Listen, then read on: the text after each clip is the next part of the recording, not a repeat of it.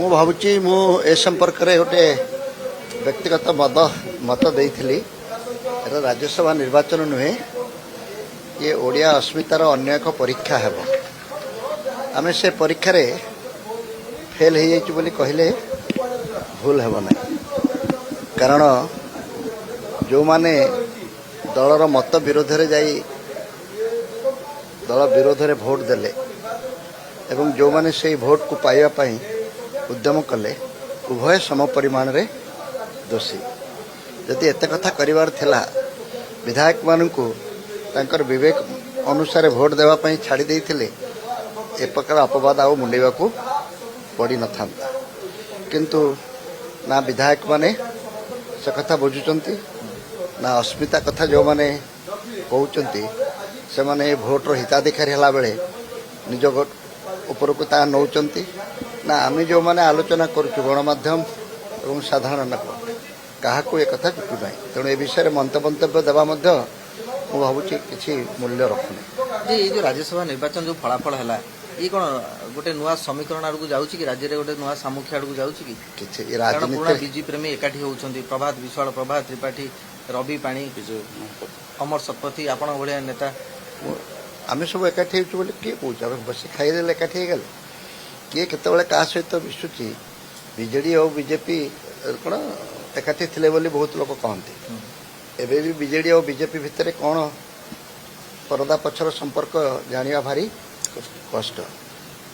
ଖୋଲାଖୋଲି ଭାବରେ ବିଜେପି ଠାରୁ ଦୂରେଇ ଯାଇ ବିଜେଡି ଆଉ କଂଗ୍ରେସ ସାମୟିକ ଭାବରେ ଏକାଠି ହେଇଥିଲେ କି ଭବିଷ୍ୟତରେ ଏକାଠି ହେବେ, ସେ ବିଷୟ ଆଗାମୀ ଦିନରେ ଜଣାପଡ଼ିବ।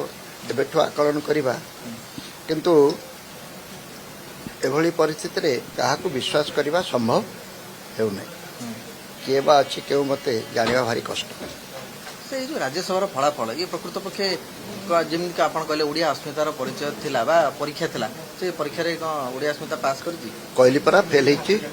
ପ୍ରଥମ ଅସ୍ମିତା ଥିଲା ଏମ୍ଏଲ୍ଏ ମାନଙ୍କୁ ବାଇଗଣ ପରିବା ଭଳି ବିକ୍ରି ଯୋଗ୍ୟ ବୋଲି ଯେଉଁ ଭାବୁଛନ୍ତି, ଯେଉଁମାନେ ଭାବୁଛନ୍ତି ସେମାନେ ମଧ୍ୟ ଅସ୍ମିତାର ବିରୋଧୀ। ଆଉ ଯେଉଁମାନେ ଏହାର ଶିକାର ହେଲେ, ନିଜକୁ ନିଜେ ପଚାରିଲେ ନାହିଁ, ସେମାନେ ମଧ୍ୟ ଏ ବିଷୟରେ ଆଉ କିଛି କହିବା ପାଇଁ ତାଙ୍କ ଜିଭରେ ହାଡ଼ ନାହିଁ। ସମସ୍ତେ କ'ଣ ବିକ୍ରି ହେଇଛନ୍ତି? ତାଙ୍କ ଭିତରେ ତ କିଏ କେତେବେଳେ ବିକ୍ରି ହେଇଛି? ତାଙ୍କ ଭିତରେ ତ ବିକ୍ରି ହେଇଛନ୍ତି। ଯଦି ଦଳ ବିରୁଦ୍ଧରେ ଭୋଟ ଦେବାର ଥିଲା ସେ ଆଗରୁ ଖୋଲାଖୋଲି କହିପାରିଥାନ୍ତେ। କିନ୍ତୁ ଯଦି ଦେଲେ ସାହସ କରି ଦେଇଛନ୍ତି, ଦଳ ମଧ୍ୟ ତାଙ୍କୁ ନିଲମ୍ବିତ କରିସାରିଲାଣି। ତେଣୁ ସେ ଚାପ୍ଟର ସରିଯାଇଛି। କିନ୍ତୁ ବିଧାୟକମାନଙ୍କୁ ଯେଉଁ ଦୃଷ୍ଟିରେ ଦେଖାଯାଉଛି, ସେ ମୋ ସପକ୍ଷରେ ଭୋଟ ଦେଇପାରେ, ଅନ୍ୟ ଦଳର ହେଇଥିଲେ ମଧ୍ୟ କ'ଣ ପାଇଁ ଭୋଟ ଦେବ ତା ଭିନ୍ନ କଥା। କିନ୍ତୁ ଦେଇପାରେ ବୋଲି ଭାବୁଛି ଯେ ସେ ମଧ୍ୟ କମ୍ ଦୋଷୀ ନୁହେଁ। ଦ୍ୱିତୀୟ କଥା ହେଲା, ନବୀନ ବାବୁ ବହୁତ ଦିନରୁ ଦଳ ଭିତରେ ଶୃଙ୍ଖଳା ରଖିବା ପାଇଁ ବହୁତ କାର୍ଯ୍ୟକ୍ରମ ଗ୍ରହଣ କଲେ। ଆମେ ସବୁ ବହୁତ ଚିତ୍ର ଦେଖିଲୁ। ନବୀନ ନିବାସରେ ପ୍ରଥମ ଥର ପାଇଁ ଏତେ ଗୁଡ଼ିଏ ଏମ୍ଏଲ୍ଏ ଲୁଙ୍ଗି ପିନ୍ଧି ରାତ୍ରି ଯାପନ କଲେ। ଇଏ ଗୋଟେ ଭଲ ଦୃଶ୍ୟ। କିନ୍ତୁ ଏ ଦୃଶ୍ୟ 24 ବର୍ଷ ଭିତରେ ଆମେ କେହି ଦେଖିନଥିଲୁ। ଏବଂ ସେ ମଧ୍ୟ ମୂଳରୁ ଦଳରେ ଶୃଙ୍ଖଳା ରକ୍ଷା କରିବା ପାଇଁ ନିଲମ୍ବିତ କରିଥିଲେ ସନା ମହାକୁଡ଼ଙ୍କୁ ଏବଂ ଅରବିନ୍ଦ ବାବୁଙ୍କୁ।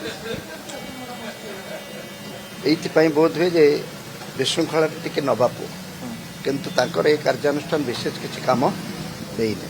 ତେଣୁ ନବୀନ ବାବୁଙ୍କ ନେତୃତ୍ୱ ପ୍ରତି ଯେଉଁ ପ୍ରଶ୍ନବାଚୀ ସୃଷ୍ଟି ହେଇଛି, ସେ ପ୍ରଶ୍ନ ଏବେ ବି ସଠିକ୍ ଉତ୍ତର ଓଡ଼ିଶା ଲୋକମାନେ ପାଇଯିବେଣି।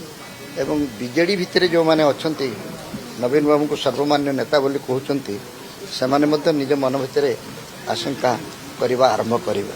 ଠିକ୍ ସେହିପରି କଂଗ୍ରେସ ମାତ୍ର 14 ଜଣ ଲୋକଙ୍କ ଭିତରୁ 3 ଜଣଙ୍କୁ ମଧ୍ୟ ଅଟକେଇ ରଖିପାରିଲା ନାହିଁ ଏବଂ ହୁଇପ୍ ଜାରି କଲା ପରେ ମଧ୍ୟ ବାଙ୍ଗାଲୋର ଯାତ୍ରା କରୁଥିଲେ। କାହିଁକି ବାଙ୍ଗାଲୋର ଯାଇଥିଲେ ଏବଂ ବାଙ୍ଗାଲୋର ଯାତ୍ରା ଫେରି ଆସିଲା ପରେ ତାଙ୍କର କ'ଣ ଅବସ୍ଥା ହେଲା, ତାଙ୍କ ନେତୃତ୍ୱ ପ୍ରତି ମଧ୍ୟ ଯେଉଁ ପ୍ରଶ୍ନ ଥିଲା, ସେ ପ୍ରଶ୍ନର ଉତ୍ତର ସମସ୍ତେ ପାଇଥିଲେ। ସେ କଂଗ୍ରେସ ନେତୃତ୍ୱ ହେଉ କିମ୍ବା ବିଜେଡ଼ିର ନେତୃତ୍ୱ ହେଉ, ସେ ଯାହା କହନ୍ତି ଅନେକ ପ୍ରଶ୍ନର ଅପେକ୍ଷା ରଖୁଛି। ଯେ ନବୀନ ବାବୁଙ୍କ ବର୍ତ୍ତମାନ ପକଡ଼ ଟିକେ କମିଗଲାଣି, ବିପର୍ଯ୍ୟୟ ପରେ ନେତା ଏବେ ଅମାନିଆ ହେଇଯାଉଛି। ମୋ କଥାଟା କାହିଁ ମୋ ପାଟିରେ କହିବାକୁ ଚାହୁଁ କହୁଛନ୍ତି? ପକଡ଼ କମିଲାଣି କି ନ କମିଲାଣି ତେଣୁ ଜାଣିପାରୁନଥିବ ଯେ ମୋତେ କହୁଛି ପକଡ଼ କମିଗଲାଣି କେମିତି? ତୁମେ କ'ଣ ଭାବୁଛ? ସେ ତ ପ୍ରଥମେ 2ଟା ନିଲମ୍ବିତ କରିଥିଲେ, ଏଇନା କେତେ ନିଲମ୍ବିତ କରିବାକୁ ଯାଉଛନ୍ତି ଦେଖିବା। କଂଗ୍ରେସ 3 କଲାଣି, ଏମାନେ 6 କରିବେ ବୋଧେ। ଗୋଟେ କୁହାଯାଉଛି ଯୋଉ 2026ରେ ବଡ଼ ରାଜନୈତିକ ପରିବର୍ତ୍ତନ ହେବା କଥା କୁହାଯାଉଛି। ଏ ଭିତରେ ନୂଆ ଦଳ ଗଠନ କଥା ମଧ୍ୟ କୁହାଯାଉଛି। ବର୍ତ୍ତମାନ ଯେଉଁମାନେ ଗତକାଲି ଆପଣ ଦେଖିଲେ ବିଜୁ ଲିଗାସୀ ମାନେ ବିଜୁ ଜନତା ସହିତ ରହିଲେନି, ନୂଆ ଦଳ ଗଠନ ହେବା କିଛି ପ୍ରକ୍ରିୟା ରହିଛି କି ଆପଣଙ୍କ ସହିତ ଯୋଗାଯୋଗ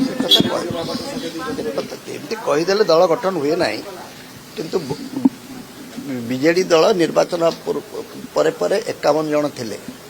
ଆଜି ଯଦି ଠିକ୍ ଭାବରେ ବିଚାର କରାଯିବ, ସେ 51ଟା ନୂଆପଡ଼ା ପରେ 50 ହେଲା, 50ଟା କିଛି ଦିନ ପରେ 48 ହେଲା, 48ଟା ଆଜି ଯଦି ଯେଉଁମାନେ ଭୋଟ ଦେଇନାହାନ୍ତି ତାଙ୍କୁ ଦଳର ବାହାର ବୋଲି ବିଚାର କରାଯିବ, ତାହେଲେ 42 ହେଲା। ଆପଣ 51କୁ ଲୋକ ଆପଣଙ୍କୁ 51ଟା କରିଥିଲେ, ଆପଣ ଏଭଳି ଇତିମଧ୍ୟରେ 51କୁ ସମ୍ଭାଳି ପାରିନାହାନ୍ତି, ବର୍ତ୍ତମାନ ଆସିଲେଣି 42କୁ। 51ରୁ 42 ଗଲା କେତେ? 9 ରହିଲା। 51ରୁ 9 କେତେ? ପାଖାପାଖି 19-20%, 19% ଆପଣଙ୍କର ଅବକ୍ଷୟ ଘଟିଛି।